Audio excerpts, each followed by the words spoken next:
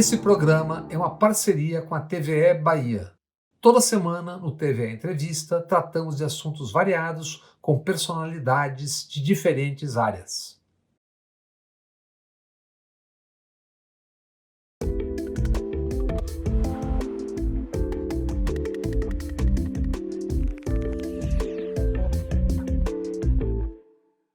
Amigas, amigos, o TVE Entrevista hoje conversa com a jornalista Patrícia Campos Melo, da Folha de São Paulo. Na Folha, em 2018, Patrícia Campos Melo denunciou o disparo em massa de fake news via WhatsApp. Segundo a denúncia, um movimento financiado por empresários brasileiros em favor da candidatura Bolsonaro. A série de reportagens sobre esse tema valeu a Patrícia Campos Melo prêmios no Brasil e no exterior, mas valeu também a ira do presidente da República, dos seus filhos e seguidores. O presidente da República, Jair Bolsonaro, a ofendeu. Foi processado e condenado a pagar indenização, assim como seu filho Eduardo. Sobre a cultura do cancelamento e os movimentos para destruição de reputações nas mídias, Patrícia escreveu um livro, A Máquina do Ódio. Patrícia, além da Folha de São Paulo, é também comentarista do Jornal da Cultura, da TV Cultura de São Paulo, e já foi correspondente internacional. Ela cobriu conflitos no Afeganistão, no Iraque, Síria, Líbia, Turquia, Serra Leoa, Líbano. Patrícia, tudo bem? Bem-vinda. Tudo bem, Bob? Tudo legal. Você é da Folha de São Paulo, está nos Estados Unidos, você é comentarista do Jornal da Cultura também, daqui de São Paulo, né? O que você está fazendo nos Estados Unidos hoje? Bom, primeiro, obrigada pelo convite, super honra estar aqui. Eu estou fazendo uma pesquisa sobre desinformação eleitoral. Então, basicamente, como a gente está nesse ano de campanha eleitoral, eleição presidencial em outubro, primeiro turno, então a gente está monitorando e mapeando várias maneiras de circulação da desinformação no Brasil, e que tem muito a ver com o que aconteceu aqui, né? Porque aqui nos Estados Unidos, como no Brasil, tinha essa série de acusações infundadas sobre fraude eleitoral. Então, são coisas aí bem parecidas e é isso que eu estou fazendo aqui, Bob. Começando do começo, por que o jornalismo? Quando? Como foi sua caminhada desde o começo? Bom, meu pai é jornalista, então era uma coisa, chama Hélio Seu Campos pai, Melo. fomos colegas já de redações. Pois é, então, e eu sempre fui super fã do meu pai, acompanhei toda a carreira, e era uma coisa que desde pequena me interessava, mas eu até resistia, eu prestei direito, eu fiz um semestre de direito, abandonei, me arrependo, porque acho que teria sido muito útil, mas abandonei e falei, tudo bem, é jornalismo mesmo, e aí eu fui e prestei jornalismo e fiz jornalismo. Acho que era além dessa coisa paterna, eu sempre gostei dessa ideia, desse privilégio que a gente tem como jornalista de conhecer tantas pessoas interessantes, com histórias interessantes, sabe? Entrar nessas vidas tão diferentes e mostrar um pouco. Acho que isso sempre me fascinou, assim, a coisa que eu mais gosto de fazer. Como correspondente internacional, você começou no Jornal da Tarde, salvo engano, não é isso? 93. Sim, Depois você vai ser correspondente internacional, se não me engano, Gazeta Mercantil na Alemanha, é isso? Fala um fui. pouco da caminhada para a gente. Tá. Eu comecei no Jornal da Tarde, eu era estagiária lá, eu cobria polícia, buraco de rua, essa coisa toda. Isso foi no meu primeiro ano de faculdade, que eu acho que é a melhor escola, né? Você cobrir tudo, né? Repórter assim. E aí depois eu trabalhei alguns anos no Jornal da Tarde, e que era muito bacana. É meio triste pensar que os dois primeiros lugares onde eu trabalhei não existem mais. Cada vez mais, né? Pois é.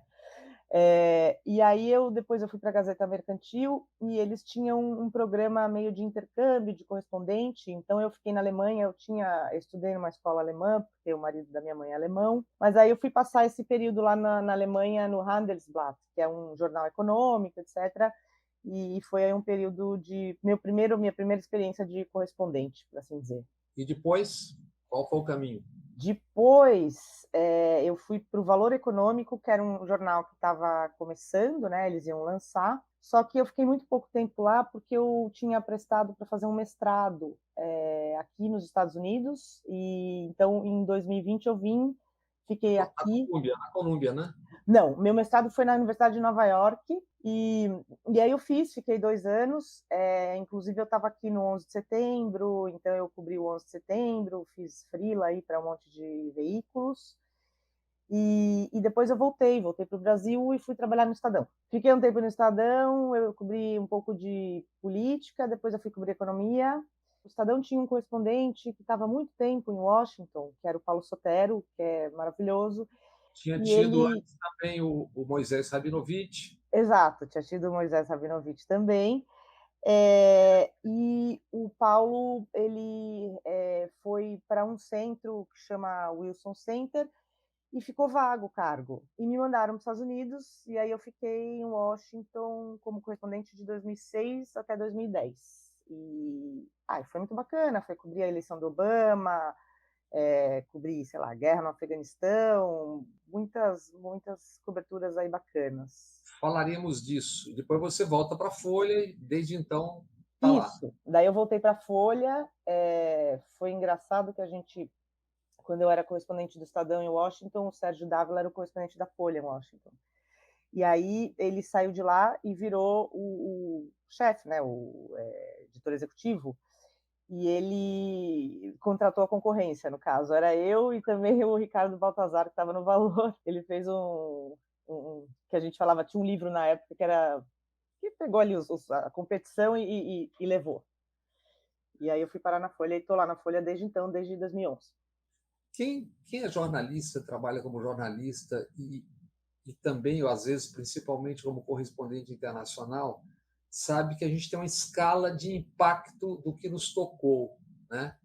E às vezes até com consequências para depois, para você processar aquilo que você viu e viveu, né? O que mais te tocou? Primeiro você cobriu vários conflitos em vários cantos do mundo, né? Dá uma passada rápida nisso e me diz o que mais te tocou nisso tudo que você já fez.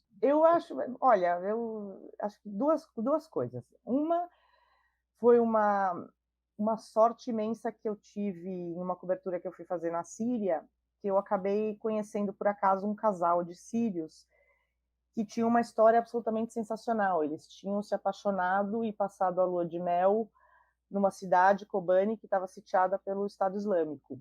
E o fato de que eu fui para a Síria fazer uma matéria totalmente diferente, e cheguei lá e encontrei essas pessoas que têm a história mais incrível do mundo, e a gente mantém contato até hoje. Eu escrevi um livro sobre eles.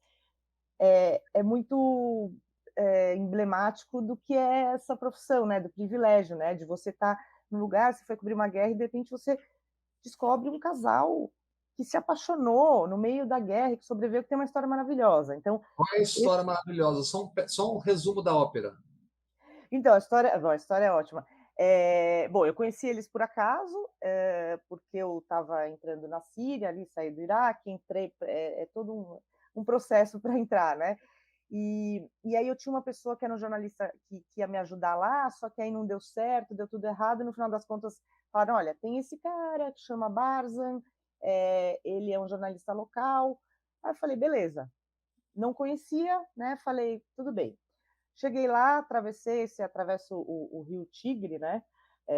Ali entre o Iraque e a Síria, e estava ele me esperando, ele e uma mulher. Eu lembro muito dessa cena, que era um carro todo destruído, de bala, né? Aquela coisa. Ele, assim, de pé, do lado dele tinha essa mulher, que era uma mulher bem pálida, assim, super bonita, com um gato no colo, uma garrafa térmica no meio e uma metralhadora. E aí eu falei, bom, vamos lá. E a minha ideia, eu queria ir atrás não sei se você lembra que teve um menininho, que era o Alan Kurdi, que era aquele menininho que teve uma foto dele com a camiseta vermelha, de bruços numa praia. Era um menininho refugiado que morreu afogado, né, tentando cruzar da Turquia para a Grécia.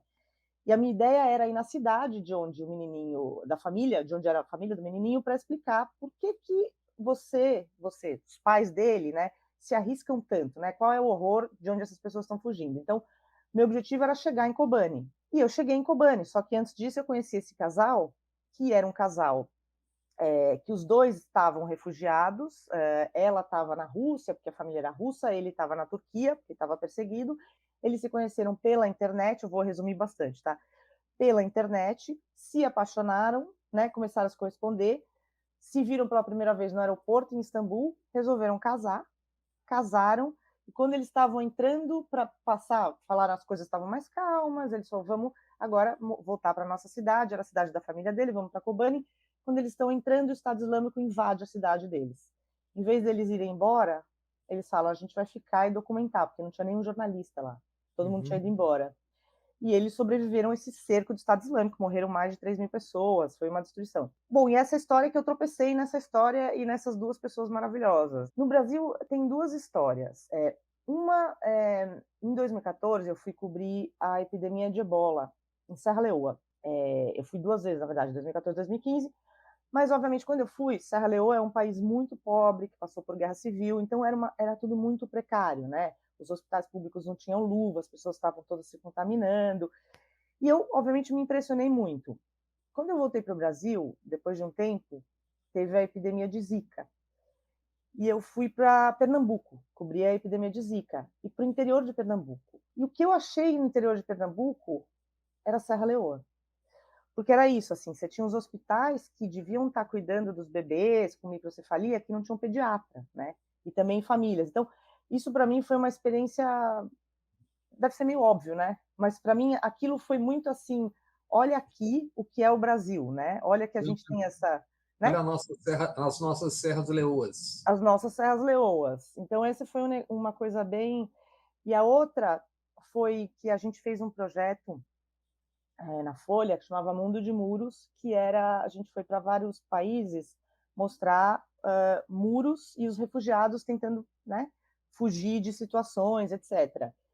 E aí a gente falou, bom, o Brasil não tem um problema muito grande de imigração, né? A gente, ok, teve os haitianos, hoje em dia tem, na época não tinha tantos venezuelanos, mas a gente não tinha. Mas a gente falou, mas a gente tem nossos muros, né?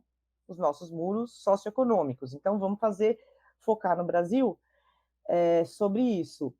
E o que a gente resolveu fazer era uma comunidade, uma favela, que fica na Imigrantes, né, no caminho onde todo mundo, em Cubatão, onde todo mundo vai para classe média, vai para a praia, para o Guarujá, etc. Tem um muro enorme na Imigrantes, e atrás desse muro tem uma favela de quase 30.000 pessoas, sem água, sem esgoto, sem saneamento, sem nada. E totalmente isolada. Eles puseram um muro para ninguém enxergar. E aí a gente fez essa experiência de passar, a gente passou, acho que foram 2 semanas indo lá e conversando com as pessoas, que também foi uma coisa, né? Sempre essa experiência nossa de falar, nossa, olha que horror o que está acontecendo nos outros países. Tipo, não, pega imigrantes, quando você está indo para o Guarujá, sabe aquele muro? Então, tá ali o horror. Vai na Cracolândia. Vai na Cracolândia, não precisa nem pegar imigrantes, tá ali o horror. Uhum. Então eu achei, sei lá, essas 2 experiências também foram muito importantes. Vamos falar um pouco da nossa profissão e do que nos aguarda com perspectiva de uma maneira ampla, né? O Elon Musk, dono da Tesla e da SpaceX, comprou o Twitter esses dias por 44 bilhões de dólares e fechou o capital, o que indica que ele vai querer mandar e não vai querer ter muito trabalho para mandar para fazer o que ele quer. No dia 24 de julho de 2020, ele, via Twitter, um usuário provocou o Musk e disse o seguinte: o governo dos Estados Unidos organizando um golpe contra Evo Morales na Bolívia para que você possa obter lítio lá. Tudo bem. E ele respondeu: o problema está na resposta. Vamos dar golpe em quem quisermos, lide com isso. Você que em 2018 denunciou o financiamento ilegal, suposto, mas financiamento ilegal, e disparo em massa de mensagens eleitorais via WhatsApp em favor da campanha Bolsonaro, o que você pensa? Qual é o cenário que você vê hoje, a partir, inclusive, dessa coisa do Elon Musk no Twitter? O que você imagina que vem por aí? O Elon Musk comprou o Twitter supostamente porque ele quer garantir a liberdade de expressão, né? Esse é o mantra, e é o mantra da nova direita, né? Uhum. A liberdade de expressão agora virou uma bandeira, né? E, e basicamente o que seria? Liberdade de expressão nas redes sociais é você não ter moderação de conteúdo, ou seja, você pode estar vendendo o rim de alguém, traficando drogas, falando coisas antissemitas, e a liberdade de expressão. Então, acho que isso vai ser um teste, o que, na realidade, ele, como dono da empresa, vai fazer, né? O Twitter vai voltar a ser aquele lugar horrendo que era antes de 2014, onde você tinha esse tipo de coisa acontecendo e não tinha nenhuma ação em relação a isso, ou vai, ou ele vai entender que é muito interessante essa história da liberdade de expressão. Se você tem uma liberdade de expressão absoluta nas redes sociais, na realidade você cria uma censura. Por quê? Porque liberdade de expressão absoluta quer dizer que você vai permitir todos os ataques contra mulheres, negros, LGBT, judeus, que estão censurados. Supremo Tribunal, Supremo Congresso. Tribunal. Então, você, basicamente, você não tem uma livre expressão absoluta, você está excluindo pessoas dessa praça pública, que ele chama, né? Porque um lugar onde você tem esse tipo de linguagem de ódio não é um lugar onde as pessoas todas vão falar, ou vão ter direito de falar. Então, acho que a pergunta é essa, se ele vai, na realidade, quando ele vai encarar isso, se ele vai entender isso, né? Que existem limites, que a liberdade de expressão não é superior a outras liberdades ou a outros direitos. Em relação à campanha de desinformação de 2018 e disparos em massa de WhatsApp, eu acho que do mesmo jeito que a eleição americana em 2016, sendo que lá o vetor maior de desinformação foi o Facebook, essa campanha, esses disparos em massa mostraram como você pode transformar as redes sociais e essa coisa incrível que é a internet em uma arma de manipulação do debate público, né? E isso foi feito de uma forma brutal. O próprio WhatsApp admitiu isso um ano depois, né? Olha, usaram o WhatsApp e disparos em massa na tentativa de interferir nas eleições de 2018. Eu acho que, ao menos, a gente entra na eleição de 2022 consciente de que essas coisas são feitas, né? Isso. Naquela época, as pessoas falam assim, é tudo orgânico, não tem automação nenhuma. Era quase falar assim, só tem gatinho, vídeo de gatinho na internet. Então, pelo menos existe uma consciência. Se isso é suficiente, acho que não. Nós vamos ver, né? É, Ó, ainda esse tema, né? Na Europa, creio que está mais avançado do que os Estados Unidos o debate sobre até onde pode continuar sem regulação econômica capitalista o poder das chamadas big techs, Google, YouTube, Facebook, Instagram, Amazon, etc. A eleição no Brasil, não a eleição no Brasil, a eleição de Bolsonaro, Trump, a era Trump, o Brexit, a guerra agora na Ucrânia, né, mostraram, entre outros fatos, como que o que você faz no mundo em que existem donos da verdade. Porque, na verdade, quem trabalha em rede social, nós trabalhamos em rede social, sabemos o que significa as várias formas de controle. Você tem acompanhado esse debate nos Estados Unidos? Já teve audiências no Congresso? O Zuckerberg já foi mais de uma vez. Em que ponto isso está aí nos Estados Unidos? tenho. Como você estava dizendo, assim, a liberdade de expressão nos Estados Unidos é um valor muito absoluto, né? Nos Estados Unidos, se você quiser pintar uma suástica na sua porta, é a sua liberdade de expressão. A Europa, principalmente a Alemanha, pelo passado, inclusive, do que eles tiveram, isso é encarado de uma forma muito diferente e você tem restrições muito maiores para a linguagem de ódio, por exemplo, pintar uma suástica na sua porta. Então, para você conseguir regulação de rede social aqui nos Estados Unidos, é muito mais difícil, tá? Você tem algumas leis, né, que estão tramitando no Congresso. Uma delas se refere a uma coisa que chama Seção 230 do Ato de Decência nas Comunicações, que basicamente é o que permite a internet existir e é o que inspirou o nosso Marco Civil da Internet, que diz que as redes sociais não têm responsabilidade pelo que é postado nelas. ela não tem responsabilidade pelo conteúdo de terceiros. Que basicamente, sim, permitiu que existisse a internet, porque senão o Facebook não ia existir se alguém escrevesse uma coisa horrorosa e pudessem processar o Facebook por isso. Mas isso foi feito em 96. E hoje em dia você tem um oligopólio, né? De 3 empresas que basicamente monopolizam a praça pública. Então, isso é uma coisa que está sendo reexaminada aqui e que a Europa está muito mais avançada nisso. Você tem 2 legislações lá que atuam nesses 2 campos. No poder, concentração de mercado, monopólio, né? Que é basicamente do que eu me refiro, porque esse debate, quando existe no Brasil, propositadamente, ele vem embaralhado, como Sim, se fosse alguém querendo controlar a opinião, e não se trata disso, né? sim. E a gente fica meio à margem quando, se a gente olhar, por exemplo, o PL das fake news não fala em concentração de mercado. Uhum.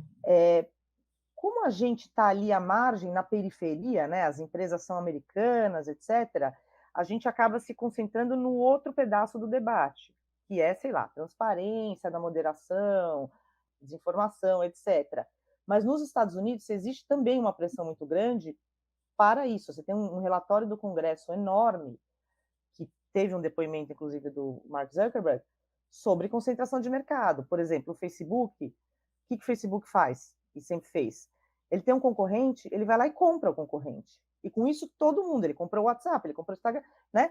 E com isso você vai dominando ali os mercados. Ou a Amazon tem um cara vendendo uma coisa e a coisa é legal, ele vai lá e copia. E aí ele bota o negócio com mais destaque, o dele, né? Isso, por exemplo, está na legislação europeia. Ele não pode fazer isso. Uhum.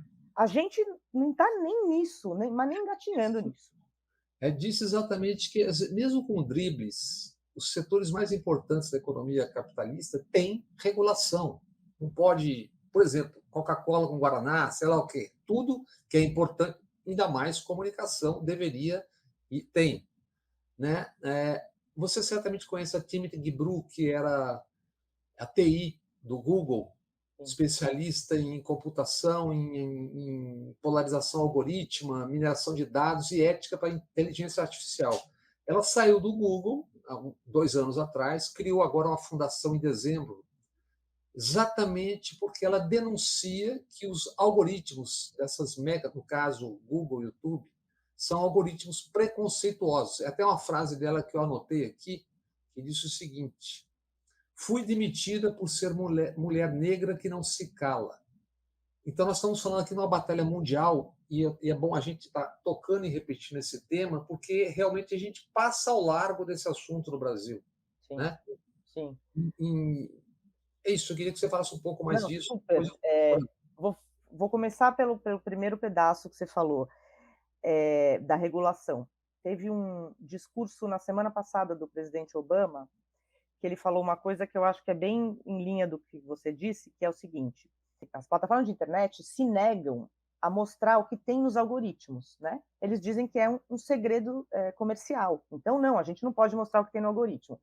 E ele falou o seguinte: olha, você tem um frigorífico que produz carne, você tem que mostrar o seu frigorífico para o inspetor de carne. Então, tem que ter algum órgão para o qual a rede social vai mostrar o algoritmo dele. Você não precisa mostrar para todo mundo, seu concorrente, mas para o inspetor você precisa mostrar.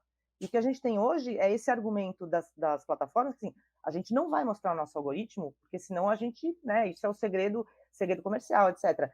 E entra nisso que ela falou, que assim, os algoritmos não são um computador sozinho que surgem, eles são alimentados por dados, certo? Você vai treinando ali a reconhecer padrões alimentando por dados.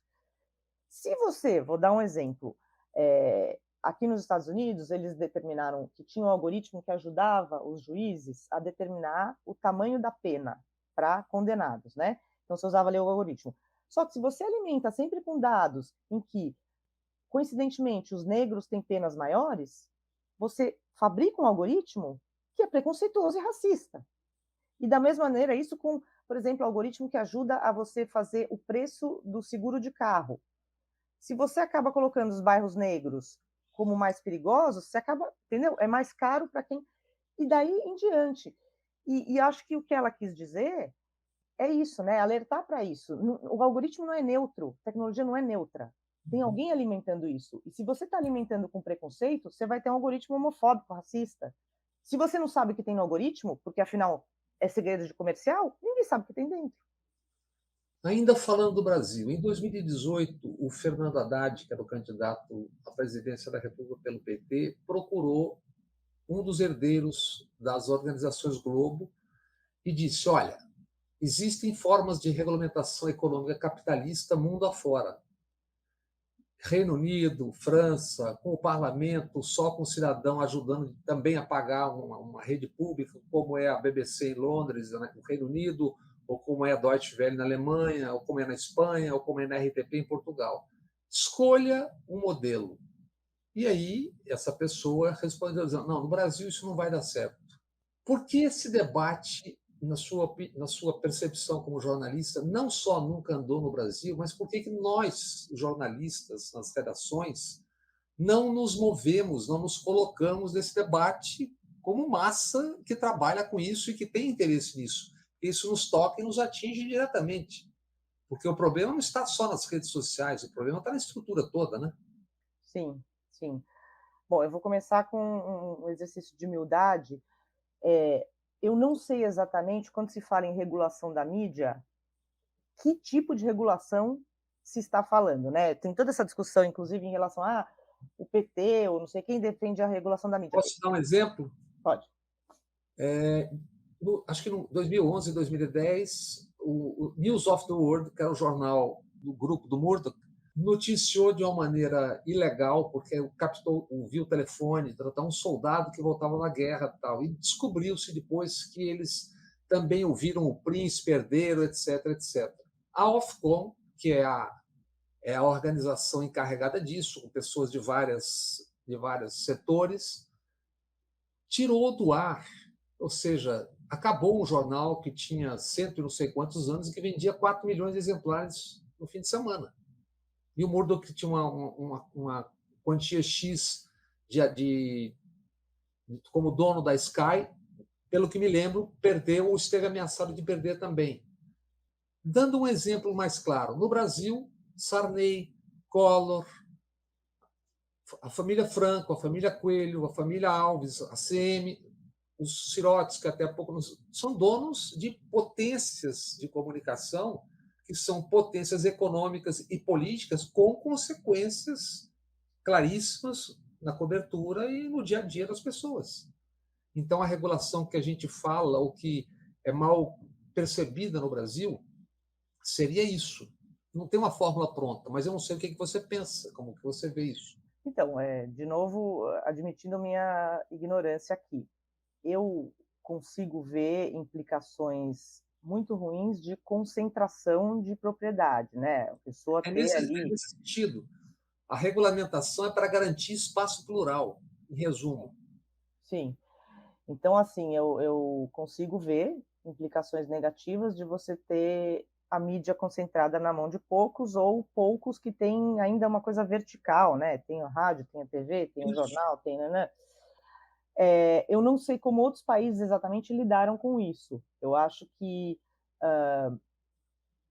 seria, assim, saudável se estimular uma competição, inclusive porque você está, da mesma maneira que as redes sociais, você tem poucas empresas privadas dominando a praça pública, por assim dizer. Mas eu não sei exatamente que tipo de regulação resolveria isso, porque eu estudo muito regulação de redes sociais. Te confesso que não sei te dizer como é a regulação de mídia tradicional no Reino Unido, nos Estados Unidos, etc. Então eu não sei qual seria... Aí o órgão que faz é a FCC, dos Estados FCC. Unidos. É isso. É que aqui tem várias. Aqui tinha, por exemplo, um negócio que chamava The Fairness Doctrine, que você tinha até certa altura nos anos 80, você precisava apresentar as várias visões sobre cada tema. E aí eles derrubaram isso e foi aí que surgiu o Rush Limbaugh, que é aquele radialista super de direita, a Fox News foi totalmente para a direita, assim, tem umas implicações. Também não sei como é que eles colocavam em prática a tal da Fairness Doctrine, né? E não sei como que está aí hoje, por exemplo, mas quando eu morei aí como com o correspondente, tinha um topo de até onde uma rede de televisão podia ter audiência e possuir em outros estados, entende? Tinha um É que agora, controle. eu não sei como está agora, mas isso também mudou tanto, porque o streaming é tão Arrebentou tudo. avassalador, arrebentou tudo, né? E TV a cabo. Então, acho que na coisa de TV isso está muito relativizado, porque, na verdade, a TV a cabo vai morrer. A AT&T comprou Time Warner, etc, etc, e por aí É, foi, né? então eu não sei, mas assim, te confesso, eu, pelo meu parco conhecimento, eu entendo que do mesmo jeito que não é bom uma concentração nas redes sociais, não é bom nas mídias sociais, porque é isso, você não tem uma diversidade de vozes, mas eu não sei como regular isso. Tá, eu estou te perguntando isso porque eu estou exatamente porque você escreveu um livro chamado Máquina do Ódio, que trata da forma como nas redes se pode deturpar, mentir, inventar. Você foi vítima por parte do Bolsonaro, presidente da República, e do filho dele, de seguidores de uma campanha de destruição, tentativa de destruição de reputação. É por isso que eu estou tocando nesse assunto, porque uma coisa é a mídia social, mas isso também tem a outra porção, que é a chamada mídia tradicional, que também, como nós assistimos, a cobertura enviesada, na minha opinião, não sei a sua, do caso Lava Jato, Petrobras, etc. Porque existia, evidentemente, uma outra verdade ali, além daquela que estava sendo mostrada. Né? Por exemplo, até hoje eu não sei exatamente o que é o TRF4 e o que aconteceu lá. Até hoje nós não tivemos a capacidade de contar essa história. Sim. Não, eu acho que, assim, uma coisa existem diferenças básicas entre, hoje em dia, né, entre mídia tradicional e rede social. Na mídia tradicional, em tese, se houver um erro, existe uma responsabilização, normalmente, tá? Se é do tamanho que deveria ser, se é na hora que deveria ser. Agora, você pode entrar na justiça, etc. Nas redes sociais, você Não dá reclama com tempo. o bispo. Além de não dar tempo, né? No momento em que você circulou uma mentira dizendo que uma jornalista oferece sexo em troca de informação, o que Que é que foi o você vai caso que o fazer? presidente e o filho sugeriram em relação a você. Basicamente, no momento em que, por exemplo, eu desmenti isso com informações concretas, isso já tinha rodado o mundo, não adianta nada. Uhum. Aí eu posso processar? Posso processar, mas eu estou processando a pessoa assim. Não existe uma responsabilização de quem carrega isso. No caso da imprensa tradicional, você pode responsabilizar a imprensa. Isso é uma coisa, tá? E a outra coisa é que, supostamente, você pelo menos tem uma tentativa, muitas vezes não bem sucedida, de ouvir vários lados, etc., coisa que você já de partida na rede social não tem, né? Uhum. Tendo dito isso, obviamente, tem erros crassos da imprensa. Por exemplo, uma cobertura muito acrítica da Lava Jato, né? E que talvez os veículos devessem fazer uma Revisão. revisão, correção. Assim, por exemplo, vou te dar um exemplo. Nos Estados Unidos, o New York Times cobriu a guerra do Iraque de uma forma péssima. Né? Eles compraram todas as mentiras do governo Bush que supostamente justificavam a invasão do Iraque. Eles Uhum. fizeram uma meia-culpa. Eles falaram, a gente errou. Bom, uma repórter lá também se ferrou, etc, etc. Houve esse momento aí de... no Brasil ainda não houve, eu acho, né, em relação à cobertura pouco crítica da Lava Jato. Eu estou te falando disso, Patrícia, porque com muitas campanhas eleitorais nas costas e muita corrida pelo Brasil, a gente percebe o que é uma mídia local quando na mão de um poderoso. A gente percebe que o que você vê em escala mega, que é a rede social, a construção do ódio na imprensa, na mídia, ela é pré-digital. Quer dizer, em níveis evidentemente não geométricos, como no caso da mídia social, mas um chefe político local, lá no estado qualquer, faz o que quiser. E ali não tem o que tem os jornais do centro, que é uma certa obrigatoriedade de ouvir, tal, tal, tal. Não, é massacre. A Sim. televisão, bombardeio. Tanto que, se você olhar as estatísticas, onde que matam jornalista no Brasil? Nas fora dos quebradas. grandes centros, nas quebradas, né? Até para É mais, isso. nós fizemos um documentário sobre isso, a matança de jornalistas do Então, Brasil. pois é. Não é nos grandes centros, é isso, é o cara que tem uma rádio e o outro vai falar uma coisa na rádio que ele não gostou, né?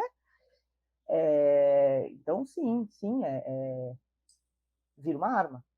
Passados quase 4 anos, que conclusões, que convicções você tem sobre suas reportagens, sobre o esquema de disparos massivos via WhatsApp para favorecer a campanha de Bolsonaro? Essa era a denúncia. E para quem não acompanhou, eventualmente, o espectador que não tem acompanhado, relata um pouco exatamente o cerne daquela cobertura sua, que foi, É. inclusive, premiada no Brasil, premiada mundo afora. Bom, a cobertura, basicamente, vários jornais, antes da Folha, já estavam noticiando uma coisa que todo mundo estava vendo, que era um volume muito grande de fake news em grupos de WhatsApp.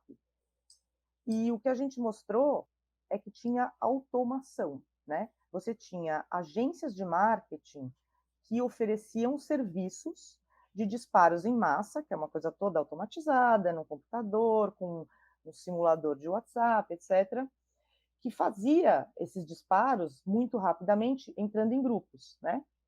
E que, por sua vez, pessoas que estavam nos grupos aí repassavam isso para o tio, para a prima, para não sei quem, e aí vem com uma carga maior de credibilidade. E a primeira matéria mostrava que vários empresários tinham comprado pacotes de disparos contra o então candidato Fernando Haddad, contra o PT, a favor do então candidato Jair Bolsonaro. Empresários no Brasil ou no exterior? No Brasil. No Brasil. E que então tinha isso, essa movimentação dos empresários. Aí a gente continuou fazendo matérias ao longo de vários anos e aí foram mostrando outros aspectos. Então, assim, como é que eles faziam para... Você precisava esquentar o chip. Então, eles pegavam CPF, compravam CPF roubado de idosos para poder registrar os chips. Como é que você pegava grupos para mandar? Você tem empresas que vendem a banco de dados das pessoas, assim, o seu CPF, título de eleitor, faixa de renda, todo esse tipo de característica, você pode comprar pacotes para as pessoas fazerem isso. Você pode comprar só... Então, foram várias matérias nisso. E, bom, o que aconteceu desde então? Algumas coisas boas, né? O TSE baniu o disparo em massa, né? Quando eu comecei a dar as matérias, as pessoas falavam literalmente que eu era louca, que aquilo não existia. E Conspiração, né? Teoria da conspiração. teoria da conspiração. E aí, um ano depois, o WhatsApp admitiu, falou, olha, de fato foi usado, tentativa de interferir na eleição, e o TSE baixou uma resolução proibindo. A investigação sobre isso, ela foi muito precária, né? Porque eles não ouviram ninguém, porque eles não pediram documentos, porque eles não investigaram, basicamente. Investigação feita pelo TSE, pela Sim, Polícia Federal. pelo TSE. Pela Polícia Federal para o TSE. Tudo ali, né? O TSE meio que não investiga, não são eles, né? Mas acho que dependia muito do que os juízes, na época, determinavam, né? Assim, eles encerravam muito rapidamente produção de provas, eles excluíam muito rapidamente testemunhas a serem ouvidas, assim, teve toda uma série de decisões ali que levaram, basicamente, a uma investigação precária. Você tem acompanhado o trabalho do Supremo Tribunal para tentar impedir, o TSE, para tentar impedir a repetição desse tsunami de fake news em 2022. O Telegram, ainda, não sei como é que está agora, tinha grupos com 200 mil pessoas, com seus donos morando lá no Oriente Médio, né? Por que a gente tem que esperar, ou por que a gente pode esperar que o TSE faça agora o que não fez mesmo depois da eleição, com todas as denúncias que você fez e que outros fizeram? Quer dizer, o que você espera para 2022? Eu acho que a diferença é que o próprio TSE está mais conscientizado, né? Então, eles tentaram fazer uma coisa que era obter comprometimento das plataformas, delas serem transparentes e dizerem o seguinte: olha, se os candidatos usarem as redes sociais para, por exemplo, dizer que as eleições foram fraudadas, incitar violência ou pedir contestação, como aconteceu nos Estados Unidos, a gente precisa saber o que vocês vão fazer, né? O que as plataformas pretendem fazer para lidar com a desinformação eleitoral. E as plataformas apresentaram ali as suas promessas muito modestas, inclusive comparado com o que elas fizeram aqui, mas algumas estão melhorando. Então, assim, nesse sentido, eu acho que pelo menos existe um foco ou uma preocupação com desinformação que vem desde o ministro Barroso, compartilhado pelo ministro Fachin, pelo ministro Alexandre de Moraes. Agora, daí a ter instrumentos para impedir ou mitigar isso, é difícil, né? Porque é um problema muito difícil. Eu acho que quando eles fizeram as decisões no ano passado, duas decisões importantes do STF. Uma que levou à cassação do deputado estadual Francisquini, que tinha feito uma live dizendo que a eleição de 2018 tinha sido fraudada. Ele foi cassado. E a outra que foi a decisão em relação ao caso dos apps, né, da chapa Bolsonaro-Mourão, em que eles foram absolvidos, mas estabeleceram uma jurisprudência de que, se fizer disparo em massa, poderá gerar cassação. Eles tentaram, pelo menos o STF, estabelecer uma jurisprudência, né, para fazer isso. E o que eles queriam fazer com o PL das fake news era embasar isso numa lei. Você tem um artigo no PL das fake news, que é o artigo 2º, que diz que as redes sociais são consideradas veículos de comunicação, meio de comunicação de massa, para fins eleitorais. Porque é o seguinte, se a pessoa abusar, né, ou usar indevidamente, pode gerar cassação de chapa. A PL acho que não vai passar, mas assim... Então, assim, tem alguns instrumentos a mais para lidar com isso, eu diria. Se é suficiente, não sei te dizer. Você tem acompanhado no seu trabalho que você está fazendo aí, você tem conseguido acompanhar o Telegram? Tenho. Então, o Telegram, o WhatsApp ainda é muito maior no Brasil. A gente não pode perder isso de vista, tá? Ele está ali, sei lá, em 98% dos smartphones. O Telegram teve 2 saltos, né? Um foi quando o WhatsApp mudou lá a política de privacidade, um monte de gente ficou nervosa e saiu. E o outro foi quando saiu do ar o WhatsApp. Então, agora, a estimativa que tem, porque esses números eles nunca dão, né? É tipo que está em 50%, 60% dos telefones. A diferença qual é? A diferença é que os grupos no Telegram têm até 200 mil integrantes e os canais têm um número ilimitado de integrantes. Então, por exemplo, o canal do presidente Jair Bolsonaro tinha, outro dia, 1,2 milhão de integrantes. A diferença, eles não cooperam com o TSE, né? Ainda que, depois daquele susto da ordem do ministro Alexandre de Moraes, eles tenham respondido, a gente não sabe até que ponto eles estão cooperando, né? A gente sabe, assim, o WhatsApp,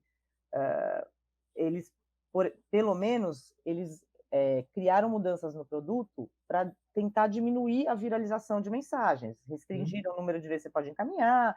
5 pessoas só, tal. Exato, estão processando as agências que fazem disparo em massa. O Telegram não coopera com autoridades, isso é do espírito, do DNA da empresa. Então, assim, nesse sentido, é um problema, é um enorme problema, tanto que está ali na preocupação do Ministério Público, do TSE, do STF, de todo mundo. Do ponto de vista profissional, o seu importantíssimo trabalho foi premiado no Brasil, mundo afora, todo mundo que é do ramo conheceu, acompanhou. Agora, quais foram as consequências do ponto de vista pessoal para você? Olha, sei lá, eu sou repórter de jornal, né? Sou repórter, então, assim, para mim, aquela exposição e esse nível de violência, exposição mesmo, para minha família, sabe? foi muito duro, né? Assim, é um negócio que, sei lá, quando a gente faz faculdade de jornalismo, isso não está lá no programa, né? Assim, que ó, Tá no cardápio. não está no cardápio. Além de você fazer matéria, checar documentos, você tem que saber que os caras vão ameaçar seu filho, sabe? Essas coisas. Você tem, Então, hã? você tem um filho. Tenho filho, tem 10 anos agora. E então é muito duro, é difícil. Eu sempre ponho em perspectiva, né? Eu não posso reclamar. Tem gente que não tem emprego, não tem o que comer, tem problemas muito maiores na vida. Mas te digo que ser jornalista hoje é bem mais complicado, né? O Brasil, inclusive, caiu no ranking de transparência, etc, etc, né? De transparência, de liberdade de imprensa. Deixa eu ver, Pra... até, se eu não me engano, em 2019 era 77º, eu não sei como é que está agora. Eu não lembro o número, eu sei que pela primeira vez no ranking do Repórteres Sem Fronteiras a gente caiu ali para um nível que já não é totalmente livre. Que é absurdo, né? Porque supostamente é um país democrático. Então, aí que você vê aquela coisa que é clichê, mas é verdade, que é a erosão da democracia por dentro, né? Então, o que a gente vê nas Filipinas, na Turquia, na Hungria, a gente vê no Brasil, é a mesma coisa. É tão clichê, mas é a mesma coisa. E acho que para a gente, jornalista e jornalista jovem, que não é o meu caso, eu digo quem está começando a pressão agora, Nós, nós somos jovens, né? Eu acho que poxa, não era um negócio que fazia parte, né? A gente. a HBO vai estrear no Festival de Tribeca, em Nova York, um documentário sobre os abalos na democracia e na liberdade de imprensa no Brasil e no exterior. A produção acompanhou o trabalho de algumas jornalistas, se eu não me engano, 3, e você foi uma delas. Como foi isso? Por quanto tempo? E o que é esse documentário? Eu não vi, tá? Eu vou ver com todo mundo na. É, Você viveu. sim, sim, sim. Então, o documentário é o seguinte: em 2019, eu e mais um jornalista, a gente ganhou esse Prêmio Internacional de Liberdade de Imprensa do Comitê de Proteção a Jornalistas. E naquela época, tinha duas cineastas, que são super legais, que elas estavam começando a fazer um filme sobre liberdade de imprensa, e junto com o CPJ. O CPJ é parte do filme. E aí elas me procuraram e perguntaram se elas, isso foi lá em 2019, né? Se elas poderiam me acompanhar. E aí elas começaram a me acompanhar desde 2019. Então elas foram me acompanhando esse período No aí Brasil. até no Brasil. Uhum. No Brasil, não eram elas pessoalmente toda vez, mas eram assim, elas foram, daí tinha outras pessoas fazendo, sei lá, filmando. E os outros jornalistas, é uma fotojornalista mexicana, né, que cobriu bastante manifestações contra a violência contra as mulheres. Tem um jornalista inglês do Guardian, cobriu campanhas do Trump, e um fotojornalista americano, negro, do Miami Herald, que cobre Black Lives Matter, né? E, e aí, não sei, vai estrear aí dia 12 de junho, vamos ver. Não sei também, eu fico meio desconfortável nessa posição de. Mas achei que a causa era boa. No jornalismo, nas redações, ser mulher já foi um obstáculo para você? Não, não é incrível isso? Assim, e eu sempre achei que era uma vantagem, assim, tô pensando assim, nas cobertura de conflito, para mim, sempre falei, é maravilhoso ser mulher, porque a gente consegue conversar com metade da população que repórter homem não consegue. Na Claro. maioria desses lugares, né? Porque a gente entra na casa das pessoas, a gente fala com as mulheres, etc. Nos jornais, dentro das redações, obviamente que a gente tem uma falta de mulheres em posições de chefia, e se tivesse mais mulheres em posição de chefia, inclusive a pauta dos jornais seria mais, entenderia mais, né, questões feministas ou questões de igualdade de direitos das mulheres. Mas eu tive uma sorte que eu acho que a maioria das mulheres não teve. Eu nunca tive, nunca senti, pelo menos, que eu perdi alguma coisa, ou fui impedida de fazer alguma coisa dentro da redação por ser mulher. E nas coberturas, mundo afora, Brasil afora? Então, nas coberturas, eu sempre achei uma vantagem ser mulher. Obviamente que em alguns países, no Afeganistão, assim, Arábia Saudita nunca fui, mas tenho colegas, tem dificuldades logísticas de transporte, você não pode ir sozinho, você tem que ter o tradutor homem, etc. Mas eu ainda acho que ser mulher, a gente tem esse acesso e essa empatia. Agora, obviamente, que você, em alguns ambientes masculinos de política, tem muita coisa que a gente viveu durante muito tempo de assédio, né, de fonte, que hoje em dia é impensável, né? Assim, hoje em dia ninguém faz, assim, é totalmente inadmissível esse tipo de comportamento da fonte, ou essa coisa mesmo de assédio, né? Desde piadinha até convite, etc.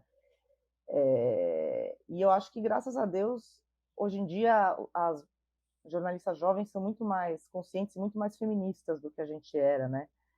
Então, assim, melhorou bastante. Patrícia, a chamada mídia tradicional enfrenta graves problemas econômicos, mundo afora e Brasil, muito.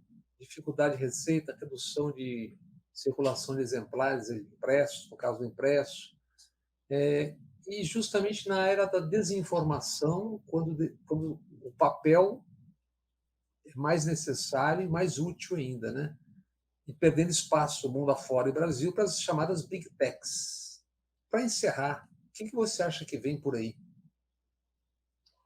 Eu me permito ter um raio de esperança, no sentido de que eu acho que a pandemia da Covid trouxe uma certa revalorização ao jornalismo tradicional, né? No meio dessa infodemia que todo mundo falava, esse excesso de informação, de a gente não saber o que é verdade e o que é mentira, você tem uma parcela da população que passou a voltar a valorizar jornalismo profissional, a pessoa que faz da vida isso, checar se a informação é correta. Então, eu acho que, nesse sentido, tem uma certa esperança. E a minha outra esperança é a regulação. Eu acho que ficou claro que o modelo de negócios da mídia tradicional ficou praticamente inviável com a ascensão dos gigantes da internet. E que alguma coisa tem que ser feita, uma regulação. Porque o jornalismo é um bem público, é uma necessidade cívica, né? É um direito do cidadão se informar com pessoas profissionais que fazem isso da vida. Então, eu acho que a regulação vai ajudar, acredito muito nisso. Patrícia, exatamente porque o jornalismo é um bem público, eu te agradeço muito por essa conversa. Acho que é muito importante, ainda mais um ano como esse, que as pessoas saibam o que você faz, o que nós fazemos e por que isso é importante para todo mundo. Muito obrigado a você, querido. Obrigada, muito obrigada.